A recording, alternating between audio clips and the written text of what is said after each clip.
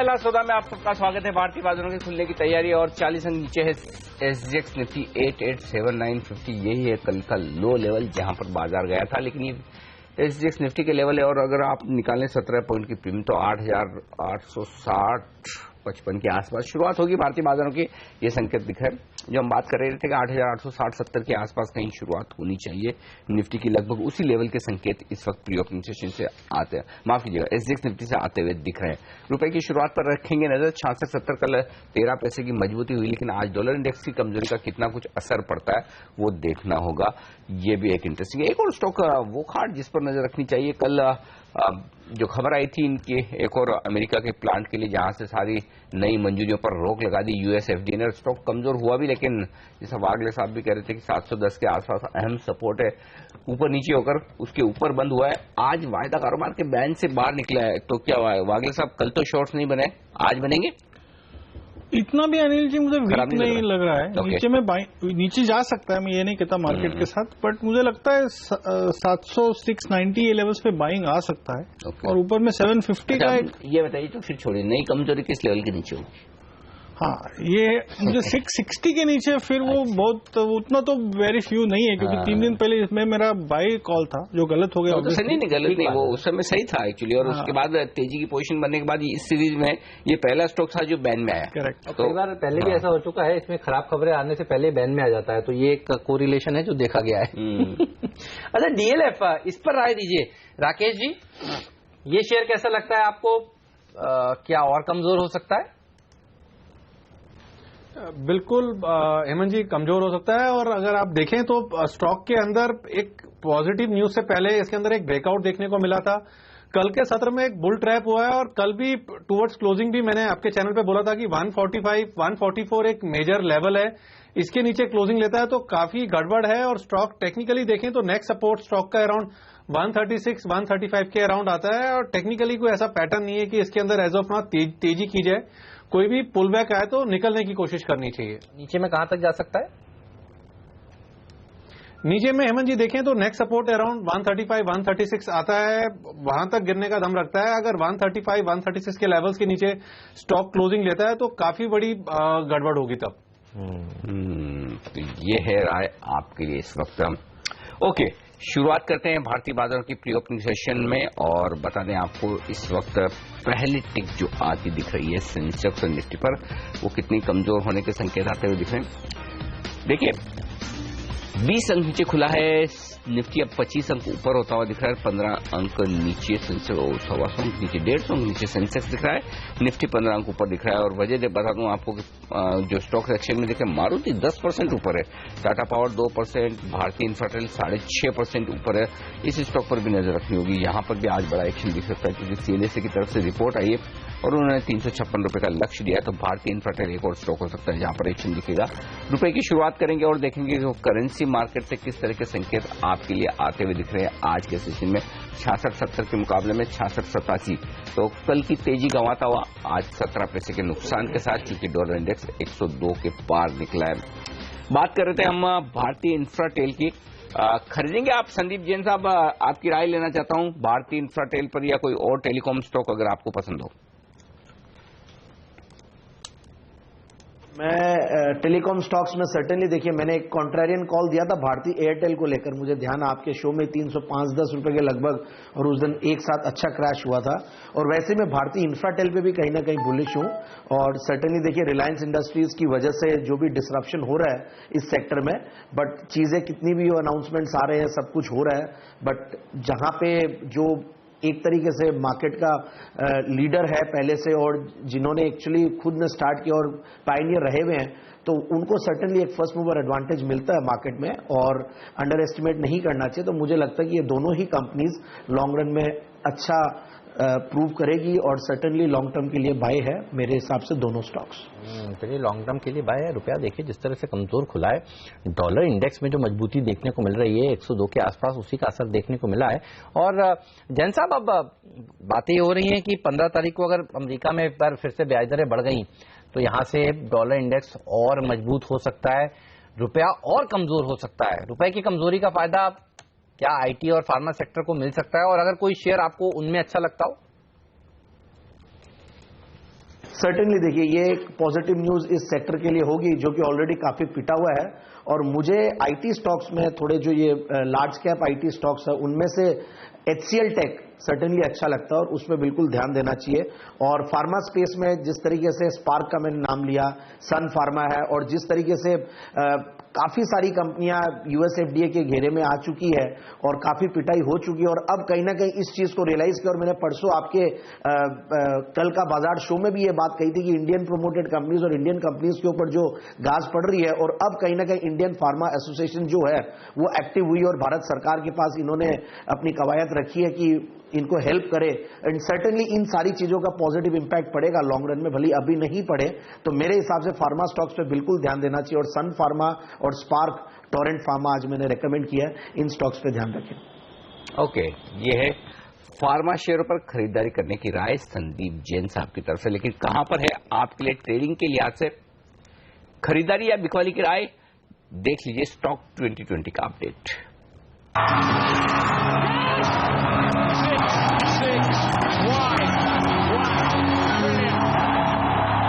मेरी पूरी टीम पर नजर डालिए। देखिए, बल्लेबाजों से भरी हुई है टीम और फोकस है उन कंपनियों के ऊपर जिन्होंने अब तक अच्छा प्रदर्शन नहीं दिखाया है। और अच्छी बात यह है कि यहां पर मुनाफा वसूली का डर ही नहीं है। हाथवे केबल्स में अच्छी तेजी देखने को मिल सकती है। एक और मीडिया कंपनी मुक्ता आर्ट्स पर भी सेक्टर्स काफी बुलिश है।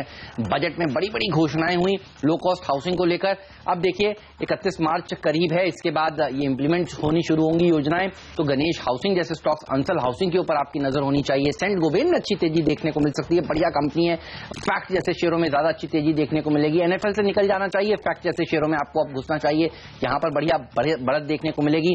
और डॉलर इंडेक्स देखिए, ये जिस तरह से मजबूत हो रहा है, रुपया कमजोर होगा और इसका फायदा आईटी सेक्टर को मिलेगा। जियोमेट्रिक और HOV सर्विसेज, छोटी मझौली आईटी सेक्टर ज्यादा सिलेक्टर्स को अच्छी लगती हैं। साथ ही मुरुदेश्वर सिरेमिक्स और नेटको टाइल्स जैसी सिरेमिक कंपनियां जिन्होंने अब तक अच्छा प्रदर्शन नहीं दिखाया है, यहां पर भी अच्छी तेजी बन सकती है। मेरी टीम पर नजर डालिए, यहाँ पे कुछ बिकवाली के भी ऑप्शंस हैं, जिसमें हिंडाल्को पहला शेयर है। QIP आज इनका खुल रहा है। अपोलो हॉस्पिटल्स में एक बड़ी चंक बेचा जाएगा, उसकी बिकवाली करिए। और इन्फोसिस में शॉर्ट की सलाह, क्योंकि बहुत ज्यादा डाउनग्रेड तमाम ब्रोकरेजेस ने किया। लेकिन A to Z को बड़ा ऑर्डर मिला, इसलिए खरीदारी की सलाह होगी। रेन इंडस्ट्रीज प्रेस रिलीज की, उसका फायदा होगा। गेल इंडस्ट्रीज के लिए अच्छी खबरें आ सकती है। और ऑयल एंड गैस की दूसरी जो कई सारी कंपनियां हमने चुनी है, GOL ऑफशोर, वहां पर भी फोकस रहना चाहिए। शिपिंग कॉर्पोरेशन ऑफ इंडिया और सीमैक, ये दो स्टॉक भी रडार पर रखिए, क्योंकि जिस तरीके से ऑयल एंड गैस में चेंजेस हो रहे हैं उसका फायदा शिपिंग कंपनीज को जरूर मिलेगा। टाटा मोटर्स नए लॉन्चेस के बाद यहाँ पे टारगेट्स अपग्रेड किए गए हैं, 630 तक के लक्ष्य दिए जा रहे हैं, इसलिए टाटा मोटर्स में भी खरीदारी की सलाह होगी।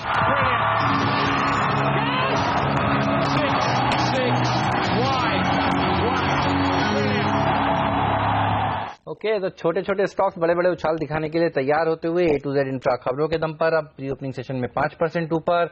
सीमैक का, GOL ऑफशोर, नेटको, HOV सर्विसेज, ये तमाम ऐसे स्टॉक्स हैं जो 2020 में आपको सुझाए गए हैं, इन पर रखिएगा नजर। लेकिन अपोलो हॉस्पिटल था, ये कमजोरी के साथ खुलेगा, तो देखना होगा कि यहां पर खजाना स्टेक बेचता है। खजाना अब स्टेक बेचने के बाद उनके पास पहले और भी शेयर पड़े हुए हैं, तो ये बताइए खजाना खाली नहीं होगा। हाँ, उनका खजाना खाली नहीं होगा, तो वो ओवरहैंग क्या बना रहेगा या क्या लगता है? अब वो जाहिर सी बात है कि पूरा नहीं बेचा। अभी ये पता नहीं एक्चुअली कि ये पूरा बेच के निकलना चाहते हैं या खाली पार्टली प्रॉफिट बुक कर रहे हैं, तो वो समझ तो काफी लंबी अवधि के हैं। खजाना को भारत की जो हॉस्पिटल्स हैं वो बड़े पसंद है। हाँ, स्टोरी तो उन्हें पसंद है। और लेकिन अभी एक्चुअली मलेशिया के बहुत सारे फंड ऐसे हो रहे हैं जो इंडियन इक्विटी में लोग बेच कर निकल रहे हैं एक्चुअली। अच्छा, बड़े लोग हल्के हो रहे हैं, इसलिए मतलब बार बार। हाँ, वो सही है। तो अभी देखना होगा कि अपोलो हॉस्पिटल, और अभी के माहौल को देख के ऐसा कॉन्फिडेंस नहीं आता कि जहां पे ब्लॉक डील हो वहीं खरीद लीजिए। आइडिया में भी हुआ, लेकिन आइडिया देखिए वापस इस तरह से प्रॉफिट बुकिंग हो जाती है, तो थोड़ा सावधान रहने में। उस दिन इसलिए भी हुआ क्योंकि प्रोविडेंस ने पूरी हिस्सेदारी बेच दी थी, थोड़ा बहुत रिकवर हुआ और दिन के उच्चतम स्तर पर जाकर क्लोज हुआ था। तो इसलिए अभी थोड़ा इंतजार करना चाहिए। मुझे ऐसा नहीं लगता कि मतलब जहां ब्लॉक हो वहीं खरीद ही लें, थोड़ा इंतजार कर लेने में कोई हर्ज नहीं है। और हिंडाल्को देखिए इतना नरम नहीं खुल रहा है, ये काफी समय से बाजार को पता था, उसके बावजूद हिंडाल्को अच्छा प्रदर्शन दिखा। हाँ, उसके बाद थोड़ा करेक्ट हुआ भी। वागले साहब थोड़ा ऊपर से नीचे आया ना हिंडाल्को का शेयर, मेरे ख्याल से जो इस रिसेंट रनअप में क्या 200 के आसपास पहुंचा था ऑन द अपसाइड। हाँ, आई थिंक 201 का है। हाँ, वही मैं बोला 200 का। हाँ, तो थोड़ा 10-12 रुपए नीचे आया तो है। 175 205 ये रेंज मुझे लगता है हिंडल को कुछ देर तक अगले कुछ दिनों में होल्ड करेगा। तो थोड़ा अभी इंतजार कर लेना। अच्छा, इंट्राडे में अगर चार्ट देखना हो हिंडाल्को का, कहाँ पर मजबूत सपोर्ट इंट्राडे के लिए? क्योंकि अगर प्राइस चूंकि 184 रुपए और 45 पैसे बोल रहे हैं, उसके आसपास कहीं फ्लोर प्राइस के आसपास खरीदारी करनी चाहिए। मैं फ्यूचर्स के लेवल दूं तो 189 आता है। 189 और 187 में एक बहुत ज्यादा स्ट्रांग सपोर्ट है, और 187 ब्रेक होता है तो फिर सीधा 181 तक जा सकता है। अच्छा, बागले साहब का सबसे ज्यादा कन्विक्शन वाला शेयर की बताऊं? रिलायंस इंडस्ट्रीज। बागले साहब ये बताओ, अगर आज आपसे कहा जाए आपके पास 1000 रुपए हैं तो उसमें से कितने पैसे आप 100 रुपए उसमें से कितने पैसे आप 100 में से डालेंगे? आप बोल रहे हो अगर लगा के 1000 रुपए मुझे 1000 के आगे लाख है या करोड़ है? वो तो बागले साहब डिस्क्लोजर दे पाएंगे। हेमंत, आप 100 में से कितने रुपए आप लगाएंगे? पहले तो आप, मैं ये कह दूं कि मेरी इतनी हालत खराब नहीं है। इसलिए मैंने पहले कहा लाख है या करोड़ है।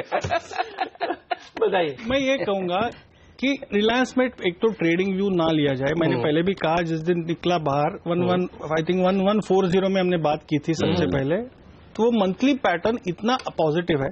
तो 10% करेक्शन कोई भी मार्केट फॉल में हो सकता है। मैं कहूंगा ये एफडी का पैसा निकाल के रिलायंस में डाला जाए, एसआईपी करे तो वो आपको एवरेज मिल जाता है। As an investor with 6 to 12 month, probably 18 months, मुझे कम से कम 1800 से 2000 का व्यू बैठता है। वो मैं टाइम पे गलत हो सकता हूँ, 3 महीने 6 महीने इधर उधर हो सकता है, 2000 का भाव देखने को दिखता है, और शायद उससे ऊपर। और 1100 के नीचे क्लोज होगा तो निकल जाए, तो आप रिस्क ले रहे सिर्फ 10 to 15% का, और अपसाइड आप you are playing for 60%। Risk to reward कितना है? और 100 में से कितने रुपए डालेंगे? 1000 से ज्यादा है? फिलहाल मैंने डाले नहीं है, बट मेरी सोच है, मैंने क्लाइंट्स को रिकमेंड किया है कि डिस्क्लोजर दे दूं, और मैं खुद के भी डालने की सोच रहा हूँ। सोच रहे हैं, ओके। हम भी एक डिस्क्लेमर दे देते हैं। हाँ, उससे पहले मैं एक बार संदीप जैन साहब से भी राय लेना चाहता हूँ, क्योंकि जैन साहब ने रिलायंस के रिजल्ट के वक्त भी, हर रिजल्ट पे हमारे साथ होते हैं बिल्कुल, और रिजल्ट के वक्त भी, और उसके बाद जियो के लॉन्च और ये सब, हर वक्त पे उन्होंने रिलायंस बड़ी दबा के खरीदारी करने की राय दी है। जैन साहब, आपका टारगेट बताइए, अभी भी खरीदे? नहीं, अभी थोड़ा वेट करना चाहिए अनिल जी। देखिए, हालांकि रिपोर्ट्स आज पॉजिटिव आई है, बट मुझे थोड़ा लगता है कि अब वक्त देना चाहिए। बहुत बड़ा स्पॉट है, मुझे याद है 984 रुपया डिमोनेटाइजेशन के नेक्स्ट 2-3 दिन में आ गया था नीचे, और उसके बाद नॉन स्टॉप चलाई है और कंसोलिडेट होकर 1020 से चला है, और ये तो बहुत बड़ी राइज है। तो थोड़ा सा हो सकता है कि करेक्शन आ जाए, थोड़ा रिट्रेसमेंट हो जाए, बट यस सर्टेनली ये बहुत ही जबरदस्त बाई है लॉन्ग रन में। और जिस तरीके से क्वार्टरली रिजल्ट्स आज हो गए होंगे, मुझे भी 20-22 क्वार्टर्स आपके चैनल पे आते हुए, और मुझे ऐसा लगता है कि हर क्वार्टर में जो यूनिकनेस के साथ और जो बेहतरीन रिजल्ट्स लाती है ये कंपनी, तो ये तो मानना ही पड़ेगा कि इस कंपनी की जो साइज अब है वो ग्लोबल साइज और सारी चीजें बहुत बेहतरीन, और इकोनॉमीज ऑफ स्केल का बेनिफिट बहुत मिलता है इस कंपनी को। तो लॉन्ग रन में तो जो जैसे वागले जी कह रहे हैं 1800-2000 का टारगेट, मैंने इनफैक्ट शो में रिजल्ट्स वाले दिन 1650-1700 का टारगेट दिया था, और दूसरे दिग्गज भी बैठे हुए थे, उन्होंने भी यही टाइप के टारगेट्स दिए थे। बट सर्टेनली अब जियो का सारी चीज अब जियो पे काफी डिपेंड करती है, और पॉजिटिविटी दिख रही है, ऐसा नहीं है। तो ओवरऑल आई फील कि 1800 रुपया, 1750-1800 रुपया, ये एक टारगेट सर्टेनली मेरे हिसाब से 9 से 12 महीने की अवधि में ये अचीव कर सकता है। ओके, तो ये वो स्टॉक जिसने बाजार को यहां तक पहुंचाया है और यहां से और ऊपर ले जाने का काम भी करेगा। चलिए, एक डिस्क्लेमर आपके सामने, सीएनबीसी आवाज जो चैनल आप देख रहे हैं वो दरअसल टीवी 18 ब्रॉडकास्ट और नेटवर्क 18 चलाते हैं, और उसका स्वामित्व दरअसल रिलायंस इंडस्ट्रीज के पास है। चलिए, ये तो बात हुई रिलायंस की, और इसलिए हम बात कर रहे हैं क्योंकि सारे बड़े ब्रोकरेज हाउसेज एक सुर में कह रहे हैं कि ये शेयर बहुत ही बढ़िया है, यहां से और ऊपर जा सकता है। कुछ और स्टॉक्स की बात करते हैं। सीमेंट स्पेस में आज देखिए, वागले साहब कह रहे हैं अल्ट्राटेक उनको अच्छा लगता है। ये स्पेस काफी अच्छा है। जैन साहब, आप कह रहे हैं कि अच्छे शेयर गिरावट में खरीदारी करने के मौके हैं। कोई सीमेंट कंपनी जो आपको पसंद हो? बिल्कुल है हेमंत जी। देखिए, इस सेक्टर पे वैसे मैं बुलिश हूं, और मुझे ऐसा लगता है कि आने वाले सालों में सर्टेनली ये सेक्टर में काफी ग्रोथ देखने को मिलेगी, और कम से कम 10 से 15% की कैगर्ड से ये सेक्टर ग्रो करेगा। और जिस तरीके से सरकार का भी फोकस है अफोर्डेबल हाउसिंग और बाकी इंफ्रा और सारी चीजों पे, तो उसका इमीडिएट बेनिफिशियरी सीमेंट सेक्टर ही होता है। तो मुझे ऐसा लगता है कि सीमेंट सेक्टर में अल्ट्राटेक तो सर्टेनली अच्छा बाई है ही है, और 100 मिलियन टन तक की कैपेसिटी वाले एक बहुत बड़ा एक बेहेमौत हो गया, गई एक तरीके से। और अगर देखा जाए तो एसीसी, अंबुजा ये भी अच्छे वैल्यूएशंस पे और डाउनसाइड रिस्क का बहुत ज्यादा लगती नहीं है। और एक स्टॉक मैंने चुना था मंगलम सीमेंट, जो कि थोड़ा सा बाय ऑन डिक्लाइंस की रणनीति अपनानी चाहिए, पिछले कुछ सेशंस में चला हुआ है बट ओवरऑल अच्छा लगने लगा है। और रेन इंडस्ट्रीज तो इनफैक्ट ये 40-50 रुपए के लेवल्स पे आइडेंटिफाइड स्टॉक था बट अब ऑलरेडी चल चुका है। बट इसमें भी करीब 3.5 मेट्रिक टन का प्लांट है और बाकी सारे जो मिनरल्स है वो तो है ही है। तो ओवरऑल बाय ऑन डिक्लाइंस की रणनीति वहां पे अपनाए। और एक स्टॉक है सांगी इंडस्ट्रीज, वहां पे ध्यान दिया जा सकता है, रिस्क रिवॉर्ड रेशियो काफी अच्छा लगता है। तो मुझे लगता है कि यहाँ पे उछाल आ सकता है 90 रुपए से, ये करीब 60-61 रुपए के लगभग अभी चल रहा है। और ये भी एक यूनिक प्लांट है और सस्ते वैल्यूएशंस पे अवेलेबल है, तो आई फील कि इस पे भी ध्यान दिया जाए। ओके, तो ये तमाम मिड कैप स्टॉक्स है जो पसंद है जैन साहब को। इस देखिए प्री ओपनिंग सेशन बेहतरीन है, देखिए कोई खास दिक्कत वाली बात नहीं है। इनफैक्ट 8,883 पर खुल रहा है, 16 ही अंक नीचे है और 12 अंक नीचे आपको सेंसेक्स दिख रहा है। तो इतनी बुरी शुरुआत होने के आसार दिख नहीं रहे, ये एक अच्छा संकेत है। एक और स्टॉक का क्रिस आपसे राय लेना चाहता हूं, वो है जेट एयरवेज। कल 5% नीचे बंद था और 8% ओपन इंटरेस्ट घटा है, थोड़ी तेजी की पोजीशन कम होती हुई दिखी है, लॉन्ग अनवाइंडिंग हुई है। आज क्या ट्रेड लिया जाए जेट में?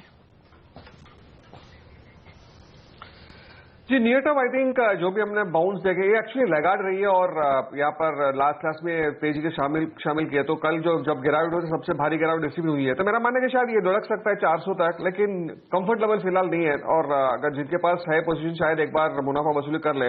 मेरा मानना है कि शायद 400-405 तक आने की पूरी संभावना है। ओके, तो यह है राय आपके लिए जेट एयरवेज पर। और इसके साथ ही राकेश एक पिक चेक फटाफट आप दे दें मुझे हेवल्स पर, जहां पर कल शॉर्ट कवरिंग होती हुई दिखी और स्टॉक 3% भागा था और ओपन इंटरेस्ट में 6% की कमी आई। क्या कुछ और शॉर्ट कवरिंग के आसार हैं? अनिल जी, डेफिनेटली एक शॉर्ट कवरिंग देखने को मिली है और कल के सत्र में स्टॉक ने 430-31 के अराउंड के हाईज लगाए थे। अगर दोबारा से उसके ऊपर निकलता है तो डेफिनेटली एक शॉर्ट कवरिंग देखने को मिलेगी। और एक बार ये अनिल जी 433 के लेवल्स को क्रैक करता है जो कल नहीं कर पाया था, तब ना सिर्फ शॉर्ट कवरिंग इसको ऊपर ले जाने में मदद करेगी, तब एक फ्रेश लॉन्ग्स भी हम बनते हुए देखेंगे। तो क्लियरली लेवल्स पे नजर रखनी चाहिए। 430 से 432 के लेवल्स के ऊपर निकलता है तो थोड़ी शॉर्ट कवरिंग, और 433 के ऊपर निकलता है तो डेफिनेटली एक लॉन्ग्स भी बनते हुए देखने को मिल सकते हैं। परफेक्ट, ये रहा है आपके लिए हेवल्स पर। चलिए शुरुआत करते हैं आज की पारी की। दो स्टॉक जो एफआईएस की रिपोर्ट्स के दम पर दमदार प्रदर्शन करेंगे वो है भारतीय इंफ्राटेल और रिलायंस। ये है दो टॉप गेनर। इन्फोसिस आईटीसी में नुकसान 1% का, बैंक ऑफ बड़ौदा भी कमजोर होगा। ये है चलिए पहली टिक आपकी स्क्रीन पर आती हुई 8 अंक नीचे खुला है सेंसेक्स और 15 अंक नीचे निफ्टी ने शुरुआत की, थोड़ा और कमजोर होता हुआ अब 22 अंकों का नुकसान निफ्टी पर होता हुआ दिख रहा है। 8,875 का लेवल, कल के लोस को तोड़ता हुआ निफ्टी लगभग उन लेवल के आसपास। भारतीय इंफ्राटेल 2% ऊपर, हिंडाल्को हिंडाल्को ऊपर है, इंटरेस्टिंग 2% ऊपर खुलता हुआ दिख रहा है, यानी कि हिंडाल्को की क्यूआईपी के लिए डिमांड जबरदस्त। ग्रासिम और रिलायंस 1% मजबूत। टेक महिंद्रा पर भी आज रिपोर्ट्स पॉजिटिव और ये भी 1% मजबूत खुलता हुआ। तो फिर कमजोर क्या है? इन्फोसिस आईटीसी 1.25% कमजोर और ये थोड़ा सा नुकसान दिखाते हुए बैंक ऑफ बड़ौदा और कोटक बैंक जैसे बैंकिंग शेयर थोड़े से नुकसान में। सेंसेक्स 70 अंक नीचे, अब 80 अंक नीचे और निफ्टी 22 अंक नीचे कल के लोस के आसपास कारोबार करता हुआ। आइए वायदा कारोबार के शेयर अपोलो हॉस्पिटल में शुरुआत हो चुकी है तमाम बड़े सौदों की, आपके सामने वॉल्यूम्स होते हुए नजर आएंगे। एनएससी पर लाइएगा अपोलो हॉस्पिटल, यहां पर दमदार वॉल्यूम होते हुए दिख रहे हैं, एक के बाद एक कई सारे ब्लॉक्स होते हुए दिख रहे हैं और ये हो रहे हैं 1275 से लेकर 1267 की रेंज में, ये 6-7 रुपए की रेंज में, यानी कि जो रेंज दी गई थी उसके निचले स्तरों पर यहां पर ट्रेड होते हुए दिख रहे हैं। तो अपोलो हॉस्पिटल में रेंज के नीचे आपको ट्रेड होते हुए, रेंज के निचले स्तरों पर ट्रेड होते हुए नजर आएंगे और ये टॉप लूजर है 3.5% के नुकसान के साथ वायदा कारोबार में। इन्फोसिस 2% नीचे, हेक्सावेयर आंध्रा बैंक में नुकसान 1% का।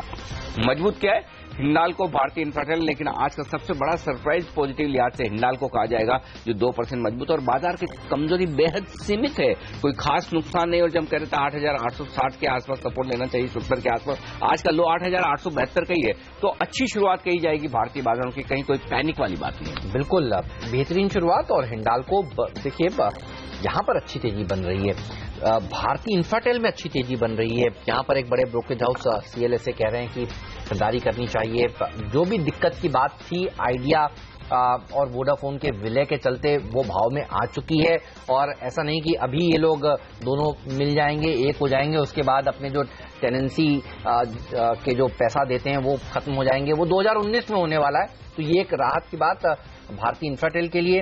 ग्रासिम में तेजी देखने को मिल रही है। स्टॉक ऑफ द डे और मोमेंट तो आज फिर से रिलायंस ही, और हम आपसे कह रहे थे देखिए इस शेयर पर रखिएगा नजर, क्योंकि सारे बड़े ब्रोकरेज हाउसेस कह रहे हैं कि ये शेयर अच्छा प्रदर्शन दिखा सकता है और आज फिर से बाजार और कमजोर हो सकता था अगर ये शेयर 1.5% मजबूत ना होता। जी हाँ, सबसे ज्यादा कंट्रीब्यूट इकलौता स्टॉक कर रहा है ये बाजार में इस समय, तो इस पर रखिए नजर।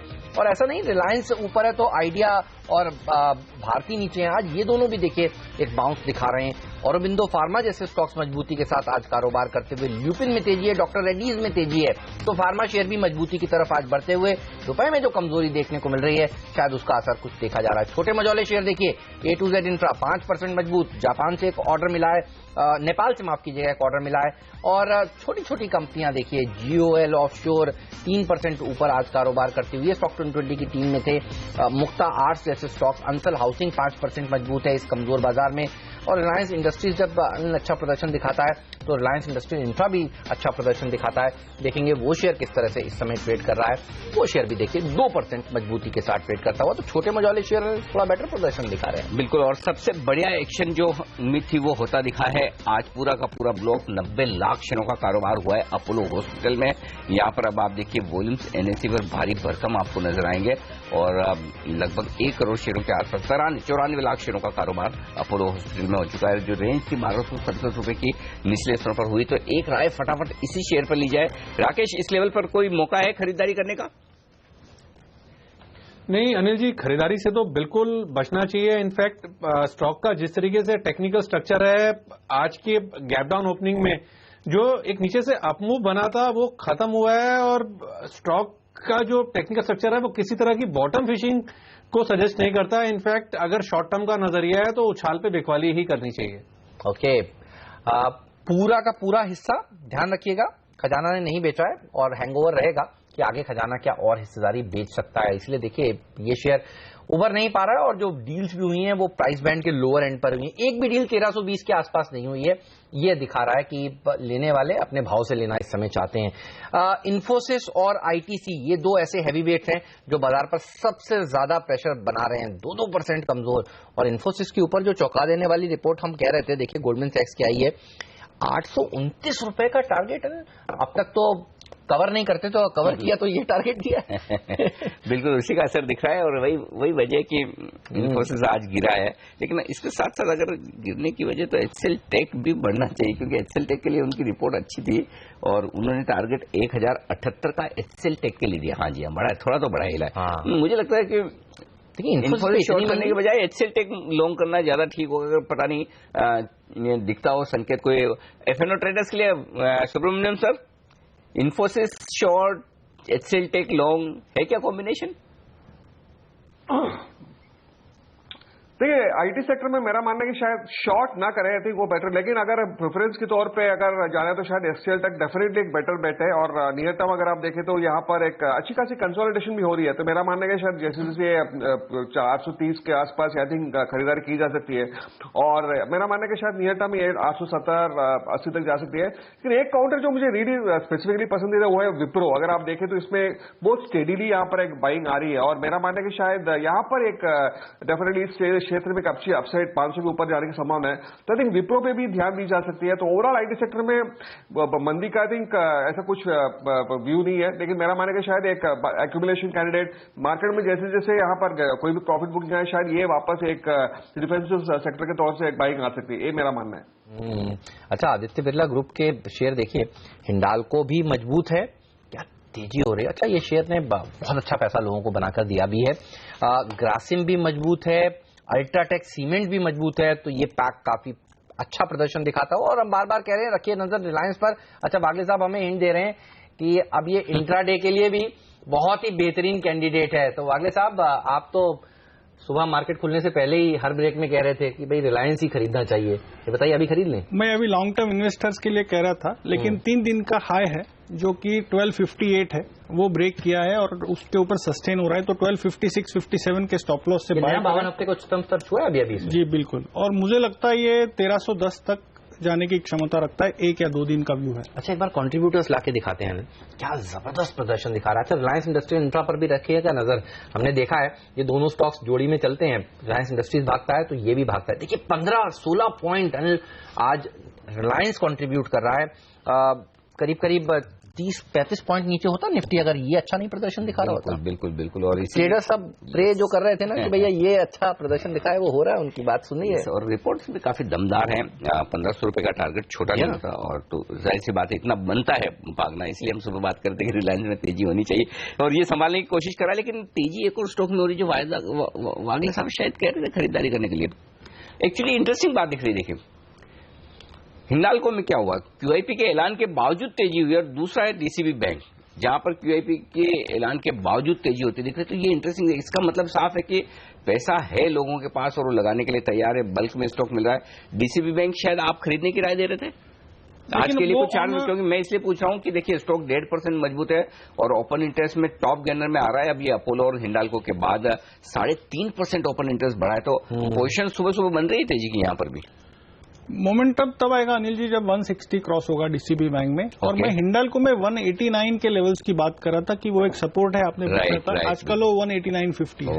और अच्छा डीसीबी में क्या टारगेट्स और स्टॉप लॉस होने चाहिए? डीसीबी करंटली 156 पे ट्रेड हो रहा है, जब तक ये 153 के ऊपर रहता है ये बुलिश होगा। ओके, ऐसे ये 160 के ऊपर बड़ी तेजी बनेगी। 160 के ऊपर 10-12 रुपए की मूव 1 या 2 दिन में दे सकता है वो मोमेंटम। ओके, अदरवाइज 3 रुपए की रिस्क रखनी चाहिए। ठीक, बिल्कुल। लेकिन देखिए ऑयल एंड गैस स्पेस में रिलायंस अब 3% ऊपर, तो यही स्पेस है जो सबसे अच्छा प्रदर्शन दिखा रहा है। गेल, अच्छा गेल सुबह नीरज की टीम में था, आप देखिए ये भी अच्छा प्रदर्शन दिखाता हुआ। ओएनजीसी भी मजबूत है, तो ये पैक जो है वो सॉलिड है। और छोटी मझौली कंपनियां देख लीजिए, वो भी अच्छा प्रदर्शन दिखा रही हैं। ऑफशोर कंपनियां, शिपिंग कंपनियां, यहां पर मजबूती के साथ आज कारोबार होता हुआ आपको नजर आएगा। तो छोटे मझौले स्टॉक्स बेटर प्रदर्शन दिखाते हुए अच्छा। इसी बीच देखिए मिड कैप इंडेक्स अब हरे निशान में आ गया है, तो मिड कैप स्टॉक्स ने आज थोड़ा अच्छा प्रदर्शन दिखाना शुरू किया है, ये काबिले तारीफ की बात है। बिल्कुल, थोड़ी थोड़ी खरीदारी होती दिख रही है, साफ तौर पर इसमें कोई डाउट नहीं है, और इसी वजह से आप देखिए बाजार में थोड़ी रिकवरी के संकेत आते हुए दिख रहे हैं। लेकिन एक और स्टॉक जहां वॉल्यूम के लिहाज से बड़ा एक्शन, वो अपोलो, और अब अपनी ब्लॉक डील की प्राइसेस से नीचे सरकता हुआ दिख रहा है। 1255-56 के आसपास, करीब 11% हिस्सेदारी थी, 6 बेची है, तो करीब करीब अभी और हिस्सेदारी बिकनी है, तो ये तो डर रहने वाला है हमेशा। अच्छा, अपोलो और बाकी हॉस्पिटल्स को लेकर जो खबरें आ रही हैं पिछले कुछ दिनों से, वो कुछ अच्छी नहीं आ रही हैं। जब जयललिता जी वहां पर थी, उसके बाद जो बिल्स को लेकर कंफ्यूजन वाले माहौल आए, उसके बाद अब जो सरकार कह रही है कि आप स्ट्रैंड्स की कीमत इतनी रखिए, इतने ज्यादा बिल्स हॉस्पिटल्स के नहीं आने चाहिए, तो हॉस्पिटल सेक्टर के लिए कोई अच्छी खबरें आई नहीं है पिछले 10-15 दिन से अगर आप देखें तो। बिल्कुल। डीएलएफ एक और स्टॉक है जो थोड़ा रिकवर करते हुए दिख रहा है, लेकिन क्या उछाल में बिकवाली का मौका दे रहा है, ये बताएंगे राकेश बंसल। चार्ट देखकर बताइए सर, क्या करना चाहिए इस शेयर में? Anil ji, for the time being तो अवॉइड करना चाहिए। कोई अभी भी स्टॉक लेके किसी ने खरीदा हुआ है और इतना डाउनसाइड नीचे में देखा है, तो मेरा ऐसा मानना है अनिल जी 135, 136 के लेवल पर नजर रखनी चाहिए, वहां के स्टॉप लॉस लगाने चाहिए।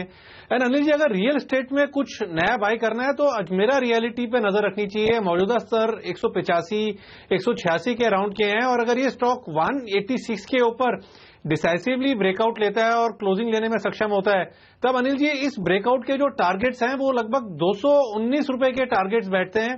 रिस्क रिवॉर्ड रेशो काफी फेवरेबल है। अगर रियल एस्टेट में कुछ बाय करना है तो डीएलएफ से हटके मेरे को ऐसा लगता है कि अजमेरा रियलिटी को देखना चाहिए। बात है, डीएलएफ को अवॉइड करिए। देखिए वो कहते हैं ना, पैसा जब तक आ ना जाए, आपने सेल्स तो कर ली, जब तक पैसा आपकी बुक्स में आ नहीं जाए तब तक माना नहीं जाता है। तो खबरें तो कई बार आई हैं कि डीएलएफ की डील हो गई, लेकिन जब तक इनके बुक्स में आ नहीं जाए और ये कर्ज घटा ना ले, तब तक ये शेयर तो कम से कम ऐसा ही रहने वाला है। भेड़िया आया। हाँ, एग्जैक्टली। हमने कौन सी क्लास में? तीसरी चौथी शायद पढ़ते ही आ रहे हैं, आज भी दोहराते हैं। बचपन में जो कुछ पढ़ाई हुई है वो बहुत काम आती है, नींव मजबूत हो जाती है, तो इससे काम आता है। चलिए, ये एक स्टॉक जहां पर नजर रखनी चाहिए, वोखार्ड। पोजीशंस तो तेजी की बन रही, क्रिस क्या कहेंगे? 2.25% मजबूत है और 3.5% ओपन इंटरेस्ट बढ़ गया, वायदा कारोबार के बैन में आने के बाद, बैन से आज बाहर निकला है और यहाँ तेजी होती दिख रही है। क्या करना चाहिए इस स्टॉक में? देखिए, ये तो आई थिंक मेरा मानना है कि शायद इस काउंटर में कोई भी पोजीशन लेने के लिए बहुत ही जबरदस्त गट्स चाहिए, क्योंकि यहाँ पर जो वॉलेटिलिटी देखने को मिल रही है, अगर नियर टर्म अगर आप देखें तो यहाँ पर एक आई थिंक नियर टर्म 700 के आसपास एक सपोर्ट था और वहां से जाके एक 750 तक गया, वापस फिसला। तो कोई भी ऐसा व्यू लेना मुश्किल है, लेकिन जिनको लेने का है शायद एक स्टॉप लॉस लगा सकता है। ठीक, नियर टर्म स्टॉप लॉस अगर चुने तो शायद वही 710 के आसपास स्टॉप लॉस लगा सकते हैं, लेकिन मेरा मानना है कि शायद इस काउंटर से फिलहाल दूर है तो वो बेटर स्ट्रेटेजी रहेगा। आज मार्केट में क्या देखिए, शानदार खुलने के बाद रिकवरी देखी गई है। कभी भी लाल निशान से हरे निशान में आ जाएगा। अगर आज आईटीसी कमजोर नहीं होता, एक बार लाते हैं कंट्रीब्यूटर्स और आपको दिखाते हैं, 2% आईटीसी कमजोर है, जिसके चलते बाजार को ऊपर जाने में दिक्कत हो रही है। रिलायंस के 4% के आउट परफॉर्मेंस के बावजूद आईटीसी देखिए, ये 11 पॉइंट ये है कल्प्रिट आज का, ये बाजार को ऊपर नहीं जाने दे रहा है और रोक के रखा हुआ है, वरना अच्छी तेजी बन गई होती और निफ्टी अब तक हर निशान में आ जाता। लेकिन जिस तरह से रिलायंस ने अच्छा चाल पकड़ना शुरू करी है और देखिए बाकी स्टॉक्स अच्छा प्रदर्शन दिखा रहे हैं, लगता है बाजार सुधर जाएंगे। अच्छा, ग्लोबल मार्केट्स की follow the leader, follow the leader. Global market की इतनी कमजोरी के बावजूद देखिए कुछ खास गिरे नहीं और गिरते ही संभल गए। चलिए, एक स्टॉक और जो संभलने की कोशिश कर रहा है, जेट एयरवेज के चार्ट्स देखिए जरा वागले साहब, क्या यहाँ खरीदारी का मौका दिखता है? क्योंकि कल मैं वही बात कर रहा था, देखिए कल इसमें काफी पोजीशन मतलब कमजोर ट्रेडर्स निकल गए। कल 5% गिरा था, 8% ओपन इंटरेस्ट में कमी हुई, तो जो जिनको डर था छोड़ना था वो पोजीशन छोड़ चुके हैं। और इंटरेस्टिंग खबरें जो आ रही थी, वॉरेन बफेट साहब अब एविएशन शेयरों में पैसा लगा रहे हैं और काफी लोग अब हमारे यहाँ भी अब बुलिश होते हुए दिखे। जेट में आज देखिए पोजीशन बनने के सारे संकेत, स्टॉक है 1.5%, 1.25% मजबूत है, 2-2.25% ओपन इंटरेस्ट बढ़ा है। आप खरीदेंगे? अनिल जी, अपसाइड थोड़ा कैप्ड है, क्योंकि लास्ट 3 दिन का पैटर्न इतना पॉजिटिव नहीं बना है। 436, 438 तक, जो कि यहाँ से 6-7 रुपए है, 429 का भाव चल रहा है, तो 436 तक का व्यू है 1-1.5% का, उधर तक व्यू होना है तो ही खरीदना चाहिए। इससे बड़ा मूव मुझे फिलहाल नहीं दिख रहा है, शायद मैं आफ्टरनून में व्यू चेंज कर लूं। ओके, चलिए, तो अभी ये राय निकल कर आ रही है, लेकिन आईटीसी में थोड़ी देखिए कमजोरी है। राकेश, बाजार हरे निशान में आ गया, बाजार क्या रिकवरी देखने को मिल रही है? ये अगर सुधर जाता ना तो पहले ही आ गए होते। आईटीसी पर राय दीजिए राकेश, ये चार्ट में कैसा लग रहा है आपको, कैसे अप्रोच करेंगे इसे? हेमंत जी, इसका चार्ट्स पॉजिटिव नहीं है। चार्ट्स पे तो संकेत क्लियरली बिकवाली के बने हुए हैं। ऊपर में 267, 268 एक रेजिस्टेंस है और स्टॉक नीचे में 253, 254 तक नीचे में गिरने का दम रखता है। बट हेमंत जी, बट अगर वायदा बाजार में ट्रेड करना है तो मेरा ऐसा मानना है आईटीसी को छोड़ के दूसरी तरफ देखना चाहिए। रिलायंस कैपिटल को देखिए, 516 नीचे में एक सपोर्ट था और 518 के लो से स्टॉक एक रिकवरी दिखा रहा है। रिस्क रिवॉर्ड रेशो फेवरेबल है। अगर एफएनओ स्टॉक्स में कुछ देखना है तो रिलायंस कैपिटल पर नजर रखनी चाहिए, 516 का स्टॉप लॉस लगाना चाहिए। और टेक्निकल पैटर्न संकेत करते हैं कि रिलायंस कैपिटल ऊपर में 560, 562 तक की रैली दिखा सकता है। एंड कैश स्टॉक्स में हेमंत जी, Lakshmi Vilas bank technical structure काफी स्ट्रांग है। टेक्निकल स्ट्रक्चर ये बताता है कि मार्च के महीने में स्टॉक कंजर्वेटिव बेसिस पर 10 से 15% यहां से बढ़ने का दम रखता है। नीचे में 152, 153 के अराउंड के स्टॉप लॉस लगाने चाहिए और कैश में लक्ष्मी विलास बैंक पे नजर रखनी चाहिए। Lakshmi Vilas bank cash market का ये स्टॉक है जिस पर नजर रखनी चाहिए। ओके, इस बीच जो स्टॉक्स एक्शन में आते दिख रहे हैं उनमें तेजी की तरफ कुछ टायर स्टॉक्स में फिर से आज पोजीशन बनने लगी है। एमआरएफ में पिछले कुछ दिनों से लगातार खरीदारी चलती हुई नजर आ रही है। बढ़ने की कुछ रिपोर्ट्स थी ना टायर, शायद ओके, ये हो सकता है कारण हो कि एक और बात की जाए, औरोबिंदो फार्मा और डॉक्टर रेड्डीज, इनमें से कुछ पसंद है? जैन साहब, आपको फार्मा शेयरों में कोई खरीदारी का मौका दिखता है? क्योंकि इनकी 2 दवाओं के लिए अप्रूवल मिली है और ल्यूपिन ने भी एक कोई डिप्रेशन की दवा लॉन्च की है, क्या करना चाहिए?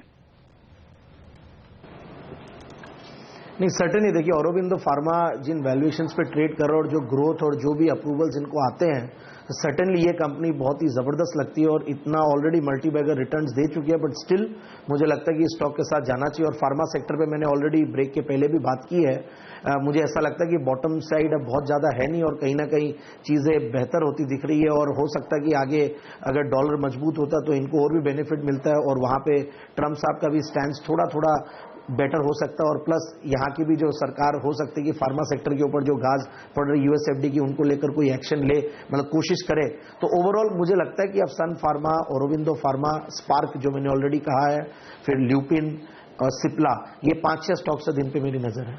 ओके, तो इन स्टॉक्स पर रखिए नजर। बाजार थोड़ा सा संभलते हुए, एशियाई बाजारों का प्रदर्शन अच्छा नहीं है, ध्यान रखिएगा। ग्लोबल मार्केट्स वीक हैं, उसके बावजूद अगर बाजार करेक्ट नहीं हो रहे हैं तो दिखा रहा है बाजार की स्ट्रेंथ। एडवांसेस थोड़े से ही सही, लेकिन थोड़े ज्यादा हैं। देखिए, बढ़ने वाले शेयरों की संख्या ज्यादा है। मिड कैप इंडेक्स हरे निशान में ही कारोबार कर रहा है, तो मिड कैप सेक्टर पर रखिएगा नजर, ये अच्छा प्रदर्शन दिखा रहा है। ऐसे कुछ बेहतरीन मिड कैप्स दिख रहे हैं हेमंत, जहां पर खरीदारी के संकेत आते हुए दिख रहे हैं। बताएंगे हम एक छोटे से ब्रेक के बाद। ब्रेक के दौरान अगले साहब को कहेंगे, चार्ट देखेंगे, राकेश जी और सुब्रमण्यन साहब भी थोड़ी एफएनओ पे रिसर्च करेंगे। आप कहीं मत जाइएगा, जल्दी ब्रेक के बाद कुछ और मौके बता रहे हैं हम।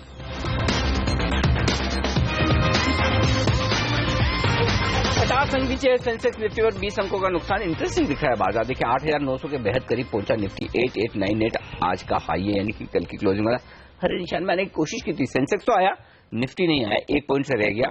और नीचे में देखिए निफ्टी 8867, तो कोई खास कम 8865 लो है करेक्शन का, जो शायद परसों बनाया था, मेरे ख्याल था 8865, तो उसकी 8867 एग्जैक्टली वहीं पर इस वक्त ट्रेड करता हुआ दिख रहा है। 2 दिन पहले का लो है, तो बेहद इंटरेस्टिंग है। कमजोर भी नहीं हो रहा है, मजबूत भी नहीं हो रहा है, कंफ्यूज कर रहा है, लेकिन एक जगह बिल्कुल भी कंफ्यूजन नहीं है, वो स्टॉक 2020 में। और आज स्टॉक 2020 के टॉप परफॉर्मर देखिए, कुछ स्टॉक बड़ा दमदार प्रदर्शन कर रहे हैं। हैथवे केबल्स, HOV सर्विसेज, और ऐसा लग रहा है आज दिन एच लेटर वालों का है। हेमंत गई फिर से आ गए छुट्टी से। इनके 2 शेयर देखिए, दोनों इनकी टीम में शामिल थे।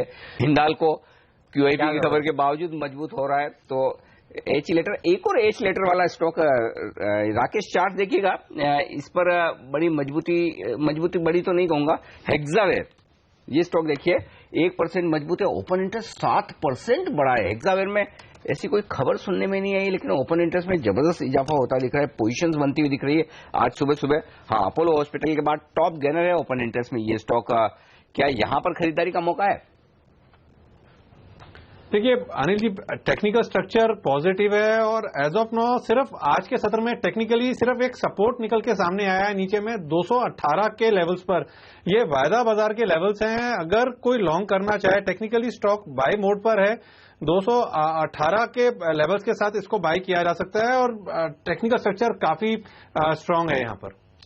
चलिए, तो स्टॉक पर रखिए नजर। आज जब वो मिड कैप आप देखिए, डॉलर इंडेक्स जो मजबूत हो रहा है, चलते रुपया कमजोर होगा तो आईटी कंपनियों के लिए और फार्मा कंपनियों के लिए अच्छी खबर मानी जाएगी। अच्छा, चर्चा हो रही है कि 107 का भी डॉलर इंडेक्स हो सकता है, 102 तक तो पहुंचा। तो बड़ी राहत की बात थी जब ये 100 के नीचे पहुंचा था। तो ये बात है, 107 का हो गया तो फिर निफ्टी तो 8000 बस मत छोड़ दीजिए थोड़ा। चलिए, तो एच का दिन है कह रहे हैं, लेकिन आई का दिन नहीं है। आई देखिए, ITC यही है जो प्रेशर बना रहा है। अच्छा, जे का दिन भी नहीं है। जस्ट डायल बहुत तेजी के बाद क्या बताए चालू हुआ, जैन इरिगेशन में मुझे सेल आ रहा है, तो बताइए सर, बता दीजिए। हाँ, जे का आपने बोला, इसके लिए मैंने बोला जैन इरिगेशन का पैटर्न देख लीजिए, बहुत भाग चुका है ये भी। हाँ, अब इंट्राडे में कल का लो, मल्टीपल लो जो कि 92 है, ये ब्रेक हुआ है, और इसमें मैं एग्जैक्ट लेवल्स दे देता हूँ। खाली यही ना, जैन इरिगेशन, जैन साहब का दिन तो अच्छा है ना पता चला। अभी फिलहाल 9180, मतलब ₹1 के रिस्क लीजिए, अभी 90.90 है, और ऑन द डाउन साइड 3 से 4 रुपए मिलने चाहिए आज और कल तक। तभी शॉर्ट कर दें जैन इरिगेशन। बिल्कुल। चलिए, जैन इरिगेशन शॉर्ट करने की राय है इस लेवल पर। अच्छा जैन साहब, ये बताइए, रिलायंस अब ये तो 1300 की तरफ बढ़ने की तैयारी कर रहा है, अकेला मार्केट को संभाल रहा है। आप कह रहे थे गिरावट का इंतजार करें खरीदारी करने के लिए, गिरावट होती नहीं है सर। कितना कौन सा लेवल ठीक है खरीदारी करने के लिए? देखिए अनिल जी, ये जबरदस्त सिचुएशन हो गई है कि अब जिन्होंने जिन्होंने छोड़ दिया उनके लिए तो अब लेफ्ट आउट फीलिंग तो है ही है सर्टेनली। और देखिए 1200 1250 में अब हैंड्स ही पूरे चेंज हो गए और मुझे लग रहा है कि अब ये स्ट्रॉन्गर हैंड्स में गया है, जो कि ओवर डिस्ट्रीब्यूटेड था और रिटेल में था वो कहीं ना कहीं खाली हुए हैं। तो अब मुझे ऐसा लगता है कि देखिए वैल्यूएशंस के लिहाज से अभी भी 13 साढ़े 13 की ट्रेलिंग पी मल्टीपल पे चल रहा है, तो कोई बहुत महंगा हुआ नहीं। और पिछले 8 साल का पूरा गैप भरना, 8 साल में लिटरली एक तरीके से फ्री हो जाता है स्टॉक 10% 12% के रिटर्न से देखते हैं। तो लेट्स सी, तो कहीं भी अगर गिरावट आए तो मौका है, और अगर नहीं आता है तो धीरे धीरे एक्यूमुलेट करने की कोशिश करें, वही बेहतर रहेगा। एसआईपी के थ्रू आप घुसे तो ज्यादा अच्छा रहेगा, क्योंकि अब नीचे नहीं आता है। बट देखिए किस तरीके से जियो का परफॉर्मेंस आता है, और कहीं भी अगर थोड़ी भी कोई नेगेटिविटी एक बार आती है इनिशियल डेज में, तो उसकी वजह से कोई करेक्शन आ जाए तो ठीक है। बाकी मार्केट में अगर करेक्शन आएगा तो इस बार हो सकता है कि रिलायंस की वजह से भी आ जाए, तो कोई बड़ी बात नहीं। आज भी जैसे कि बहुत अच्छा सपोर्ट दिया है। सो लेट्स वेट, ऐसा कुछ भी नहीं है, भाव आते हैं तो कहीं ना कहीं ये 1250 1250 का रेंज आता है, तो वहां पे एंट्री लेने की कोशिश करें, रिस्क रिवॉर्ड रेशियो बेहतर हो जाएंगे। ओके, अच्छा, जब दरअसल रिलायंस अच्छा प्रदर्शन दिखा रहा है आज, अगर साथ में बैंकिंग स्टॉक्स अच्छा प्रदर्शन दिखाते, कोटक महिंद्रा देखिए, इंडसइंड देखिए, सब नीचे हैं, एचडीएफसी बैंक देखिए, इवन एचडीएफसी हैवीवेट ये भी नीचे है। ये वो कुछ स्टॉक्स है प्राइवेट सेक्टर बैंकिंग स्पेस के जो चल नहीं रहे हैं, जिसके चलते बैंक निफ्टी आप देखिए 0.5% नीचे है। तो लीडरशिप वाला सेक्टर थोड़ा सा ठंडा है आज, इसीलिए सुस्त पड़ा है, इसीलिए बाजार यहां से हरे निशान में आता है, लेकिन टिक नहीं पाता। लेकिन आप देखिए हिंडाल्को में क्या जबरदस्त तेजी हो रही है। हुई नहीं वो डील, अब तक होनी होती तो हो गई होती नहीं। हिंडाल्को में तो क्यूआईपी है, हाँ, तो क्यूआईपी तो स्क्रीन पे नहीं दिखेगा, लेकिन हाँ अब वो आएगी, अनाउंसमेंट आ जाना चाहिए था अब तक। वैसे प्राइसिंग वाइसिंग क्या होती है, 3000 करोड़ रुपए कुछ नहीं है, बुक खुली होगी। फिर ये है कि उनकी 3000 करोड़ की बुक पे ज्यादा सब्सक्रिप्शन आया हो, वो वजह हो सकती है कि डिमांड ज्यादा हो। तो प्राइसिंग तो मेरे ख्याल से क्यूआईपी की प्राइसिंग 2-3 दिन बाद जनरली अनाउंस की जाती है, बराबर है, कि किस प्राइस पे वो शेयर देंगे। लेकिन ये बात तो पक्की है कि फ्लोर प्राइस के काफी ऊपर आने की चांसेस। इवन ग्रासिम देखिए, अच्छा ग्रासिम पे एक बार राकेश बंसल जी की राय लेते हैं, ये कैसा लग रहा है आपको? ग्रासिम ने कुछ क्लैरिफिकेशंस भी आए हैं कि ये पैसा नहीं डाल रहे हैं आइडिया में, और इस खबर के अटकलों के चलते देखिए 2.5% ये भी ऊपर है। ग्रासिम के चार्ट्स कैसे लगते हैं बंसल साहब आपको? हेमंत जी पॉजिटिव लगता है। इनफैक्ट आज मॉर्निंग के अंदर 3 ही स्टॉक्स हैं, आदित्य बिरला, अनुभो, ग्रासिम, जिन्होंने एक ऑनगोइंग करेक्शन के खत्म होने के संकेत दिए हैं, और तीसरा रिलायंस इंडस्ट्रीज जो कि एक नई एंट्री के संकेत दे रहा है। ग्रासिम के अंदर अगर आप देखें तो 1010 के ऊपर एक ब्रेकआउट हुआ है स्टॉक के ऊपर, और जो करेक्शन चली आ रही थी उसके खत्म होने के संकेत आए हैं। और सेम चीज आदित्य बिरला अनुभो के अंदर है। और टेक्निकली अगर मार्केट में डिक्लाइन नहीं आता है और रैली कंटिन्यू करती है निफ्टी के अंदर, तो ये 2 स्टॉक्स अच्छी आउट परफॉर्मेंस दिखा सकते हैं। और आदित्य बिरला अनुभव में तो शॉर्ट बिल्डअप भी हुआ था पीछे, तो उसमें शॉर्ट कवरिंग रैली भी शायद देखने को मिले। बाबू के अनिल सारे बिरला जी की संपत्ति बढ़ रही है। देखिए काम भी अच्छे कर रहे हैं। देखिए पैसा जुटा के कर्ज को घटाने का जो धंधा खराब है, उनको मालूम है नहीं चलेगा आइडिया उसको बेचने का, तो ग्रुप जो है वो जागा हुआ है और सही निर्णय ले रहा है। बिल्कुल, कल अल्ट्राटेक बढ़ा था, आज भी अल्ट्राटेक मजबूत है। आज तो वागले साहब एविनो और आइडिया, ये ग्रुप के 4 स्टॉक है, चारों के चारों आज हरे निशान में अच्छी तेजी के साथ। वक्त है आप सबसे विदा लेने का। वागले साहब, जैन साहब, क्रिस सर और राकेश जी, शुक्रिया आपका हमारे लिए वक्त निकालने के लिए, पहला सौदा में हमें राय देने के लिए। 735 शेयर मजबूत, 714 शेयर कमजोर, मामला बराबरी का एकदम तो बेहतरीन है आज का ट्रेड। लेंगे एक ब्रेक, और ब्रेक के बाद हमारे साथ जुड़ेंगे कोटक म्यूचुअल फंड के जाने माने फंड मैनेजर पंकज टिब्रेवाल साहब। लेंगे बाजार की आगे की दिशा पर उनकी राय। ब्रेक के बाद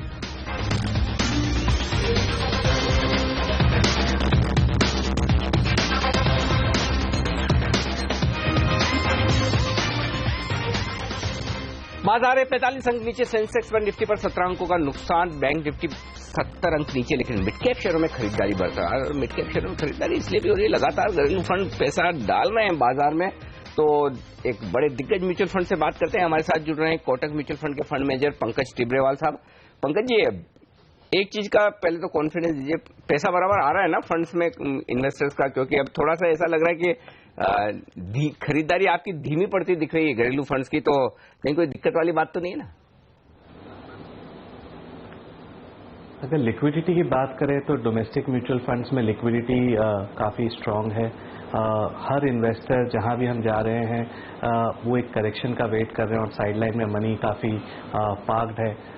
SIP अमाउंट करीबन 3500 करोड़ हर महीने का फ्लो है, तो वो भी एक काफ़ी स्ट्रांग सपोर्ट है। तो लिक्विडिटी साइड से आज के दिन तो कोई चिंता नहीं है जो डोमेस्टिक और घरेलू इन्वेस्टर म्यूचुअल फंड के थ्रू आ रहे हैं। उज्ज्वल साहब, आपने बहुत महत्वपूर्ण बात कही कि पैसा तो आ रहा है, लेकिन अब लोग कह रहे हैं कि इस स्तरों पर निवेश किया जाए या नहीं किया जाए। आपके लिए सबसे चैलेंजिंग काम है, क्योंकि पैसा आने के बाद आपको निवेश करना ही है। तो कौन से सेक्टर आपको अच्छे लग रहे हैं, या आपको लगता है स्टॉक स्पेसिफिक अप्रोच ही पैसा बना कर देगी और उसी को आप फॉलो करेंगे? आई थिंक लास्ट 3 से 4 साल में अगर आप देखें तो आपने जो भी सेक्टर कॉल लिया, लेकिन अगर स्टॉक कॉल गलत हुआ तो आपको पैसा नहीं बना है। आप कोई भी सेक्टर उठा के देख लें, चाहे एयरलाइंस हो, ऑटो हो, बैंकिंग हो, अगर आपने राइट स्टॉक पिक नहीं किए हैं तो वो चाहे सेक्टर कॉल राइट हो लेकिन आपका पैसा नहीं बना है। हमारा मानना है कि ये ट्रेंड और आगे बढ़ेगा और हमारा मानना है कि स्टॉक स्पेसिफिक से पैसा बनने की उम्मीद है। एक स्टैटिस्टिक्स आप लोग के साथ शेयर करना चाहूँगा। लास्ट 3 साल में आप देखें तो इंडेक्स ने कुछ कमाल रिटर्न नहीं दिया है, हेडलाइन इंडेक्स की अगर निफ्टी की या सेंसेक्स की बात करें। बट अगर BSE 500 को एक स्टॉक सेट की तरह लें तो ये जान के आपको काफ़ी हैरानियत होगी कि 305 स्टॉक ने 500 में से 20% CAGR का रिटर्न दिया है लास्ट 3 साल में। उनमें से 123 स्टॉक ने 50% का CAGR का रिटर्न दिया है लास्ट 3 साल में, और 23 स्टॉक ने 100% CAGR का रिटर्न दिया है लास्ट 3 साल में। इसका मतलब आपका पैसा 7 गुना हुआ है लास्ट 3 साल में। तो अगर आप अच्छे स्टॉक पिकर हैं तो वो आपके पोर्टफोलियो के रिटर्न्स में क्लियरली रिफ्लेक्ट कर रहा है। एक तरीके से अंडरलाइंग एक बुल मार्केट ऑलरेडी ऑन है लास्ट 3-4 साल से, जो मे भी आपको हेडलाइन निफ्टी के रिटर्न से नहीं दिख रहा है, बट ब्रॉडर मार्केट में अगर आप अच्छे स्टॉक पिकर हैं तो वो क्लियरली रिफ्लेक्ट कर रहा है। और हमारा मानना है कि ये ट्रेंड आगे जाके भी बढ़ेगा। और अगर आप अच्छे स्टॉक पिकर हैं तो आप प्लीज सेक्टर में अच्छे स्टॉक्स को पिक करिए और वहीं से पैसे बनने की उम्मीद है। अच्छा सर, जो 2 बड़ी इवेंट है उसका क्या असर पड़ेगा बाजार पर? एक तो 11 तारीख को चुनाव के नतीजे और उसके बाद 15 तारीख को फेड की मीटिंग जिसमें ब्याज दरें बढ़ने की आशंका दिख रही है। दुनिया भर के बाजारों पर, हमारे बाजारों पर क्या असर होने वाला है सर? अगर आप ग्लोबल मार्केट की बात करें तो ये रैली इंडिया में अलोन आइसोलेशन में नहीं है। ऑल ग्लोबल मार्केट्स, अगर आप मेजर इंडाइसेस देखें, डाउ, डैक्स, कैक, फुटसी, ऑल सब ऑल टाइम हाई पर है इन अ वे। और ये सबसे सैडेस्ट मार्केट रैली हुई है ग्लोबली। हर व्यक्ति, अगर आप जहां भी जिसे भी मिलो, वो ये जस्टिफाई करने पर है कि क्यों ये रैली फिजल आउट होना चाहिए, क्यों ये रैली सपोर्टिव नहीं है, और कई लोगों ने इस रैली को मिस कर दिया है। तो हमारा मानना है कि जो सेंटिमेंट है वो आज भी यूफोरिक नहीं है, जो एक बड़ा सपोर्ट है ग्लोबली और इंडिया के मार्केट रैली पर। सेकंड, अगर आप वैल्यूएशन की बात करें तो वैल्यूएशन आज भी ठीक है, फेयर वैल्यू प्लस जोन में है, बट एकदम एक्सट्रीम बबल टेरिटरी में नहीं पहुंचे हैं। तो ये जो भी इवेंट होते हैं, इलेक्शन या फेड, अगर कोई भी डिसअपॉइंटमेंट होता है तो हो सकता है शॉर्ट टर्म करेक्शन वाजिब है, बिकॉज मार्केट आपके डिमोनेटाइजेशन या दिसंबर लेवल से करीबन 10 से 15% ऊपर है और थोड़ा करेक्शन आ सकता है। बट अगर आप ट्रेंड लाइन की बात करें तो ट्रेंड लाइन काफ़ी पॉजिटिव है। अर्निंग्स ग्रोथ, डिमोनेटाइजेशन क्वार्टर में सबने सोचा था कि अर्निंग्स में काफ़ी बड़ा दबाव आएगा, लेकिन आपने देखा हेडलाइन निफ्टी अर्निंग्स ग्रोथ इस बार 10% था। और अगर आप खाली 3 स्टॉक को हटाएं, जिसमें कि टाटा मोटर, एक्सिस बैंक और भारती, तो आपका अर्निंग्स ग्रोथ निफ्टी का इस बार 20% था, जो one of the highest in last many quarters है। तो हमारे हिसाब से अर्निंग्स आ रही है, सेंटिमेंट इतना आज भी बुलिश नहीं है, जो कि एक सपोर्टिव है, और फ्लो एक काइंड ऑफ सपोर्ट है और कंटिन्यूअस फ्लो आ रहा है डोमेस्टिक घरेलू इन्वेस्टर्स के पास। तो हमारा मानना है ये तीनों चीज का सम्मेलन, अगर मार्केट करेक्शन भी होता है, चाहे वो फेड को लेके या यूपी इलेक्शन को लेके, तो people will look to buy in rather than sell. Flow sir घरेलू आप लोगों की वजह से देखिए बाजार टिका हुआ है, लेकिन विदेशी फ्लोज कब लौट कर आएंगे, ये बताइए, क्या व्यू बन रहा है आपका इस पे? इस बार लास्ट एक महीने में हेमंत जी और अनिल जी काफ़ी इन्वेस्टर कॉन्फ्रेंस हुए और काफ़ी एफआई लोग इस इन्वेस्टर कॉन्फ्रेंस में पार्टिसिपेट किए। सबका वरी यही था कि हमने नवंबर दिसंबर में माल बेच दिया और मार्केट काफ़ी कॉन्ट्रा बेसिस पर रैली कर गई है, तो वो लोग काफ़ी भयभीत है इस बार। और सब जन एक ही क्वेश्चन पूछ रहे थे हमें कि आपको डोमेस्टिक फ्लो पर क्या आपकी टिप्पणी है, आपको क्या लग रहा है कि ये फिजिकल टू फाइनेंशियल सेविंग वाला शिफ्ट शॉर्ट टर्म है कि लॉन्ग टर्म है। तो क्लियरली इस बार एफआईज एक रॉन्ग फुट पर आए हैं और हमें लग रहा है कहीं ना कहीं एक डेस्परेशन आएगा बिकॉज ऑफ अंडर परफॉर्मेंस कि वो वापस इंडिया की तरफ अपना वेटेज और अपना स्टॉक स्पेसिफिक वेटेजेस बढ़ाएंगे।